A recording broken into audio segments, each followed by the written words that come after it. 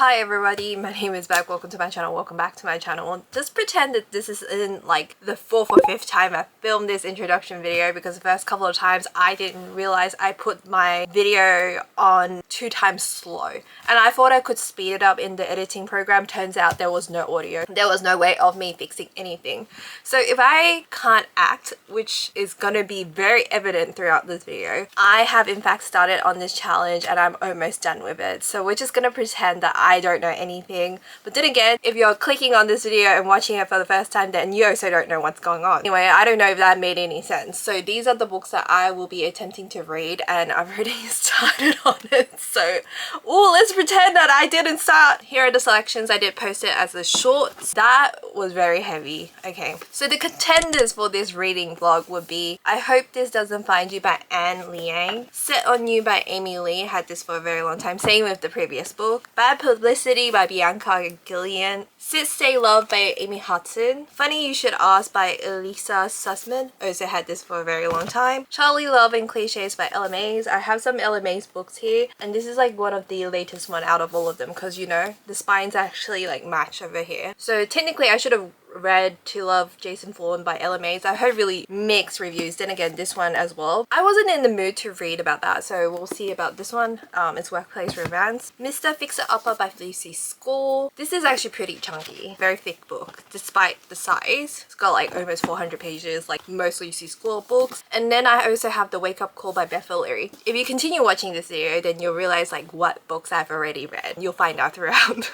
Some of the stuff I've already read already, so here I am trying to pretend that I haven't. So here are the rules to this readathon. I will be doing it for 24 hours, not straight, because I will be sleeping and taking breaks. There's no way. And I have already streamed 8 hours on YouTube and then another 7 yesterday on Twitch. The reason why I had to alternate between these 2 platforms is because I'm getting a bit nervous streaming stuff on YouTube because of the music I'm using as a background, the app that I'm using. It's a great timer thing that really predicts on how much you can read and move around stuff. It's very unnerving getting like constant barrages of emails from YouTube, so I'm just like, maybe I should just like switch up to Twitch, because at least on Twitch if I use music they just mute it. Yeah, so the programs I've been using has been those like lo-fi game apps that you can get for $10 to $15 on Steam. It's a great tracking device. So the rules is 24 hours in total, so I've already done 15 by the time you're watching this. Isn't that great? Isn't that fantastic? A little spoiler alert. And the remaining hours I'll be able to film it. I was only going to do 1 stream, but I ended up doing 2, so it's great because I'm forced to sit down and actually read. When I'm on my own devices I tend to like pause a lot and walk around, but if I'm using a timer I just sit there. 24 hours in total. We'll be sleeping, we'll be eating. The whole goal is to read all pink/red books that I have on my physical TBR. Last but not least, I've been very grumpy because of this challenge. I don't know if it's a lack of sleep, because I've been getting up reading these books like late into the night and then getting up early to do it, but I've been in a very grumpy mood, and it's already the 15th by the time I'm done filming this, because I started on the 13th of Feb, and since like I'm a day or half a day ahead of most people, so I thought if I start on the 13th I might be able to finish on the 14th. No, it's not gonna happen. So by the time I'm done editing, I'm gonna be posting it on the 16th of my time, and then you guys can see it on the 15th of most of you who are from the US/UK. But anyway, if you couldn't tell, I'm from Australia. So here are the selections. These are the books I'm gonna read, and I will check back towards the end of the video to give a brief summary of what I read and how I feel towards it. And if I have to film this introduction again, I'm gonna go crazy. But right now I'm gonna go out to buy either a cup of coffee or some tea, some snacks probably. I'm gonna go on my hot girl walk and touch some grass, because I don't want to be in the house the whole day since it's the weekend. It's actually a good weather, not too hot, not too cold, so all of that. Anyway, I'll see you guys in my next clip. I have the live chat here, got the mic here. I'll be reading Mr. Fixer-Upper by Lucy Score first, and then I've got the timer, all my medication in the background. I'm filming for my vlog, but yeah, 24-hour timer, and I'm probably gonna stream 5 to 6 hours depending. I may call it quits early. My stuff is still broken. She's trying to test it out. But yeah, I will be drinking this double espresso. I already took a shot of coffee before I started. You'll see me tomorrow as well. I'm probably gonna stream maybe 6 of it as well. We'll see how long this takes me to read and how long I begin to lose it, but I will be pausing. So it might take up to like 5 days to film. Who the hell knows? Happy Valentine's Day to everyone who celebrates it, because I don't. Or happy Galentine's Day. Anyway, enough yapping. I need to start because it's already 3:37 p.m. over here. I need to start.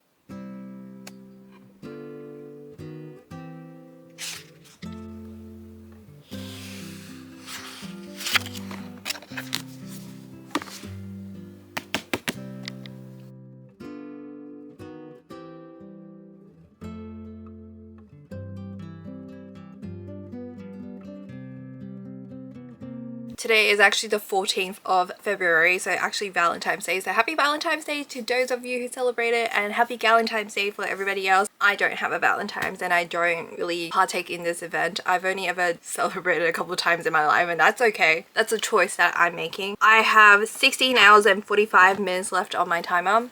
I don't think I'm gonna stream today. I need to lock in. It's already like 3 p.m. Saturday, 14th of Feb. And I was debating on whether or not to continue Bad Publicity by Bianca Gilliam. This book is not really giving rom-com. You look at this cover, you think, oh, cartoony cover, you think romantic comedy, right? And it's advertised as such. It has a deeper meaning towards it. So I started reading this. I finished Fix It Upper by Lucy Score. That was the first book I've completed for this challenge, and this was the second one that I started. I read about 2-ish, 3 hours. Don't really remember at this point. This book really focuses on grief. Not giving romance, it's giving grief. It's advertised as rom-com enemies to lovers, and it's kind of making me a bit iffy because this is also advertised to be enemies to lovers in a workplace environment. These authors are giving me women's fiction or literary fiction rather than rom-com, so I don't think they were advertised properly. But I haven't started on The Wake Up Call by Beth O'Leary, but the previous books that I've read from Beth is giving women's fiction, which is fine. But if I'm in the market to be reading like romance books, I would like to read like romance. I'm actually in the mood to read rom-coms because I'm trying to do like a Valentine's Day theme kind of video, readathon, 24-hour readathon. This is so far not giving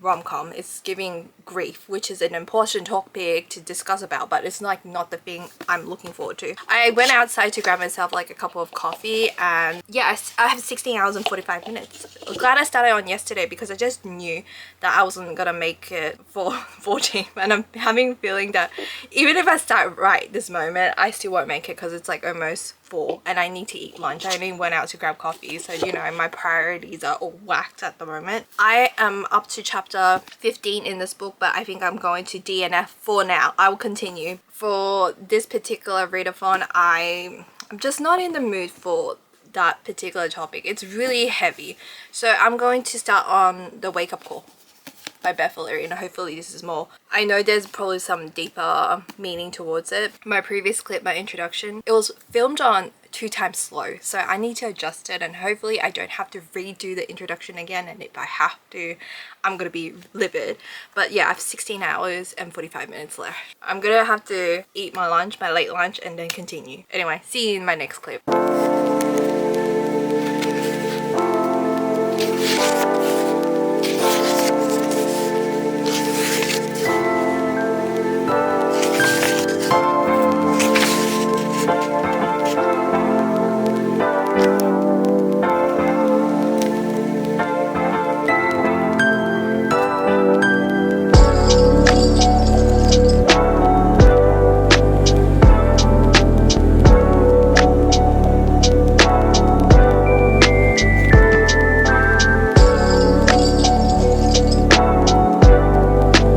I have 3 hours and 11 minutes left, and I'm up to here with this book. It's not living up to what I'm expecting, which is such a shame. It's already the 16th, and at this point I'm so close to the finish line. I'm going to finish it, but obviously I need to go to sleep, and we'll figure out when I'll be able to finish this 24-hour readathon. I can feel myself getting into a slump reading this book, so I'll check back soon.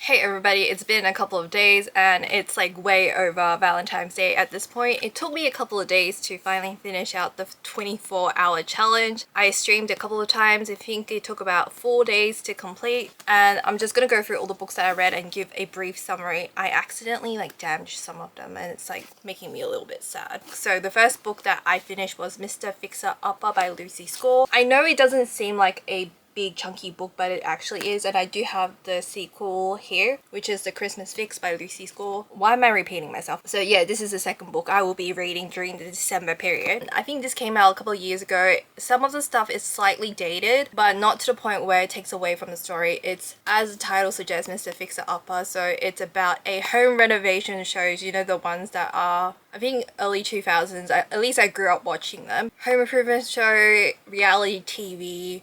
FMC is trying to break into the industry as a, I think, filmmaker. I don't know what the technical term is, and the guy is one of the builders from the show. But yeah, it's the relationship between them and talks about how she struggles to find appropriate work, being paid appropriately and all of that stuff. So it's like the relationship between these two, and for the most part it was pretty standard Lucy Score. It's actually a lot thicker. I know it doesn't look that chunky, but it was 378 pages. This took me quite a bit of time to finish. I don't remember exactly, maybe like 5 or 6 hours, give or take. This was my first book. It has been a couple of days, so I don't remember. I was debating whether or not to film the rest of this video, but I already did the thumbnails and I did the live streams. I thought I might like at least summarize this whole entire like endeavor, and also put still like shorts as well. So I really forced myself to sit here. It's also really hot. It's humid, it's raining outside, but it's hot inside. Anyway, that's besides the point. So I think the second book that I read in my whole 24-hour reading challenge was Bad Publicity by Bianca. And just by looking at the book, you would think it's like a cute rom-com, and it's been advertised as a cute rom-com. I got up to page 100 and something, 150, 160, and it really centers on about grief and all of that not so fun stuff. And the romance between these two are, I just know the conflict because this is a second chance romance. Something happened in university between these two. Before I continue, 3 out of 5, it was just okay. It was a pretty average read for me. But on to Bad Publicity by Bianca Gillen. I had to do a soft DNF. I will continue one of these days, but I don't think books should have been advertised as rom-com. The whole concept of romantic comedy and cartoon covers, wouldn't exactly say false advertising, but it can be very misleading. If you don't want to read a book about grief, then maybe don't pick this one up. It looks very inviting, very cute and very whimsical, and that's probably the reason why I even picked it up. That all relationships and all hurts get brought out throughout this book, at least up to like 100 something pages. They do, obviously, as the reader, you're trying to figure out like what happened, and I just know by reading so many of these types of books that it's some kind of stupid excuse. I can just see it, just like these two stopped talking because something happened in university and we're trying to figure out what happened, and FMC, main female character of the story, was trying to like deal with her own grief when her father passes away, and there's like a lot of like underlying issues throughout this whole book, and we explore and discuss about it. It's very heavy, and if you told me this was more of a women's fiction, I would believe you, but I don't think it's fair to advertise this as rom-com because I really didn't laugh when I was reading this. Enough of that. So Mr. Fixer Upper, and then Bad Publicity, and then I don't even remember what I read in order. I'm just gonna hope for the best. The next book I read was The Wake Up Call by Beth O'Leary, and I am beginning to wonder if I can auto buy Beth O'Leary books because I really liked The Flat Share by Beth O'Leary. It was 4 out of 5 for me. Oh yeah, this was DNF for now, so I can't rate it, but I will pick up that previous book eventually. This is why it's so hard for me to sit down and film a video and pick up the camera and remember to do an update because I'm all over the place. The Wake Up Call by Beth O'Leary. This one, I did not know it was a Christmassy book, but I think I did put this on my spinning wheel during the Christmas period. So this is a holiday romance, believe it or not. It does mention Christmas themed quite a bit. So this is like enemies to lovers. They both work in a front desk at a hotel. I was so conflicted because the writing is decent. Beth O'Leary is a great author, and I have liked her books, but I really hated The Road Trip. I also did not care for this book, but I don't know, I think I hate The Road Trip more than this. Maybe they're on par. I also read The No Show quite recently. Once again, it was advertised as rom-com and I don't agree with that title. Somebody said it was romantic and I'm like, in what sense is this romantic? It's traumatic. I'm getting sidetracked. I should have read this back in December. The story, the premises of the whole enemies to lovers trope was based on a giant misunderstanding, and that's all I'm gonna give you, because if I say anything else it will ruin the experience if anyone wants to pick this one up. It might work for you, but it did not work for me. Like, it's a workplace romance between two colleagues and the shenanigans that follow between the other colleagues who work in this hotel and how they're financially struggling and all that not so fun stuff. There were parts where I did enjoy this book, however it was tedious to finish this book because I DNF'd this. I really wanted to finish this book, so I forced myself to finish this book. Unfortunately, after I finished reading this, I realized that I hated the characters, both of them. And that's my personal opinion. You don't have to take me seriously, but if you'd like to discuss any of the books that I mentioned in this video, feel free, we can discuss. And yeah, that was not a win for me. It's been a couple of days, so I'm just having to think to myself, like, what did I initially thought? I'm gonna have to look at my reading journal and do a proper update. And then I think the next book that I finished was Charlie Love and Cliches by Ella Mays. And once again, this is a workplace romance, second chance. Second chance romance is not my favorite thing in the world. That is probably why I am not having such a great time with my whole, like, my Valentine's Day 24-hour selection challenge, readathon, or whatever you can call this. So Charlie Love and Cliche by Ella Mays. I have read her other books, which is the marriage one. For the most part, I have liked her previous book, the marriage one. Didn't love Josh, but he had his moment. That story was memorable. It was a bit more interesting. This one, unfortunately, it also didn't work because this workplace romance, second chance romance, was a little bit convoluted, and I really had secondhand embarrassment when I was reading in the very beginning. She did, like, our main character did improve, Charlie. I tried really hard to love her because I'm a whimsical character myself, so I was trying really hard to reach somewhere in my heart to, like, enjoy this story. It was really hard for me to like this book because I didn't like Charlie, main FMC, and I also didn't like William, who is the MMC of the story. And there is no redeeming factor whatsoever about her family, Charlie's family, in this story. It made me so mad. For the most part, Charlie was a pushover in this book, and I really wanted her to stand up for herself. I obviously, once again, I'm not going to spoil anything, but I felt like there was not enough stuff done towards the end, and I wanted to see more. Like, towards the end, it wasn't really discussed, like, the aftermath and what happened to her choices. Well, we do get a glimpse of it, but I wanted a little bit more, and it just didn't feel very satisfying considering of all the pain that she's gone through, our main character for this story. Irritated reading the story, unfortunately. Again, this is my personal opinion because I've seen so many good reviews for all of these books that I've mentioned, but unfortunately this one did not work for me. Look how pretty the cover is. Again, didn't work for me, and I'm scared for these books that I have. But it can be hit and miss. And last but not least, I have Set on You by Amy Lee. I've had this book on my shelf for a very long time, and I really wanted to like this book, but unfortunately, once again, it did not work out for me. I'm just gonna put it out there before anybody gets their hopes up. So this one is about a fitness influencer and a firefighter. This one really hurt because this has representation, because I am Chinese, for those of you who don't know. Chinese Australian. So yeah, I was born and raised in Australia, but that's a different topic in itself. My nationality is Australian, but my background is Chinese.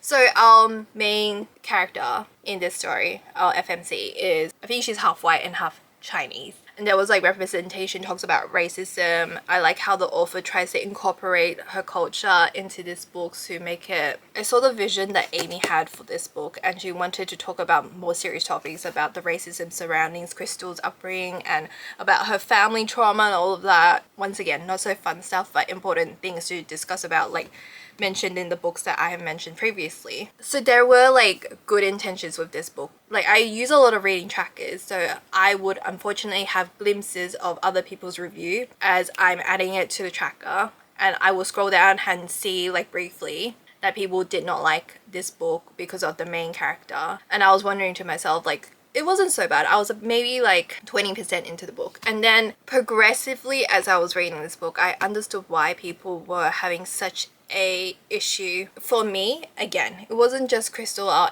main FMC. I didn't like Scott as well. For the most part, on paper, he seems like the perfect MMC. Again, I just didn't like the characters in this book, and I didn't believe in the romance. There were good intentions throughout this book, and I just did not care for the romance. I cared more about the side characters. I cared more about the background stories. The actual romance in itself, unfortunately, no.